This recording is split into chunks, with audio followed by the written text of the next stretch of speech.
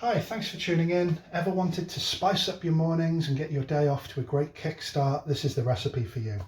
So what we have here is about 150 grams of 100% Arabica beans, and we have a selection of whole spices here. So what I'm using is 3 little pieces of cinnamon, about 1 inch big, half a star anise, 1 black cardamom, 5 or 6 cloves there, and about 15 peppercorns. I didn't count them, but there's about half a teaspoon. So the way you do it is absolutely dependent upon your spice preference, but this is a really good recipe. So let's get roasting. So dry frying pan on a moderate heat, and all we want to do is just put a little bit of heat into the whole spices just to loosen up those essential oils. So as soon as you can smell it, we're going to add the coffee. We'll come back shortly. That's been around 3 minutes on a moderate heat, and I can certainly smell the aromas of the spices. You don't need to over roast it. And now I'm just going to add the coffee, and that's been roasted, but I just want it to mix in with the spices and again loosen up those gorgeous aromatic oils. So we'll come back in perhaps 45 seconds. So I can certainly smell the coffee now. Just take it off the heat, and we're going to transfer it to another bowl. And it's on the verge of smokiness. And what transferring it to another bowl ensures that it doesn't continue to over roast. So I'm just going to let those beans and spices cool down, and we'll come back in about 5 minutes. So that already smells incredible. So we're just going to transfer the beans into a container for grinding. You can really smell that cardamom coming through, which was intentional. I wanted the cardamom to be one of the most predominant spices.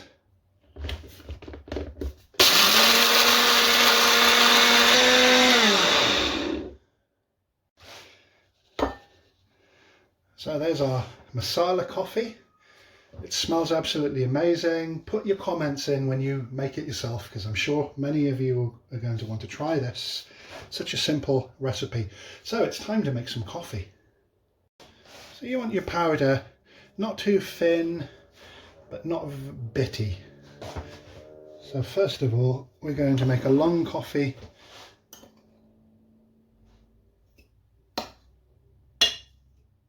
And we're going to make an espresso. So with this quantity, you're going to get quite a decent amount of coffees. I would say about 12 cups. So that's enough. In with the water. And we can put the lid on.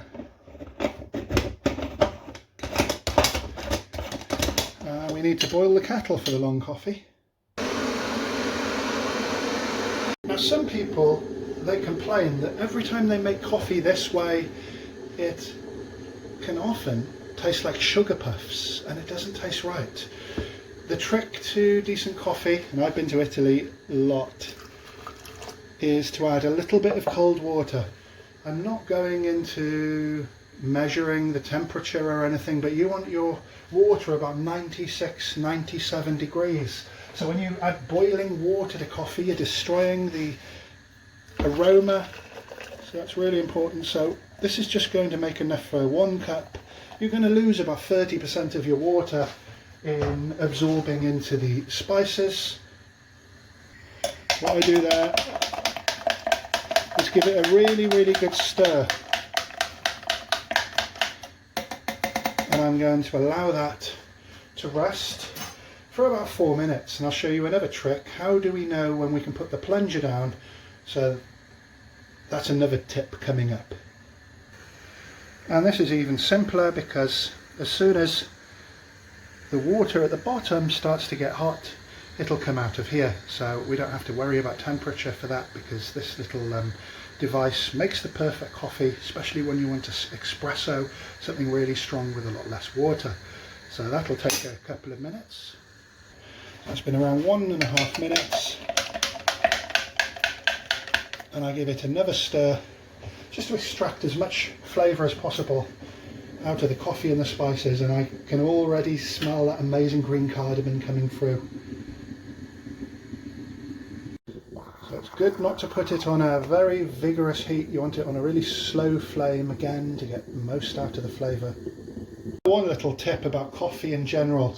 Some people I see, they're forcing the plunger down and they're getting some of the bits at the top where it shouldn't be. Now, if you can push the plunger down without any effort, you know your coffee is ready to take the plunge, literally. So don't force it. If you're pushing it down and it's not going down, it's because your coffee hasn't absorbed. So that's ready. Let's pour.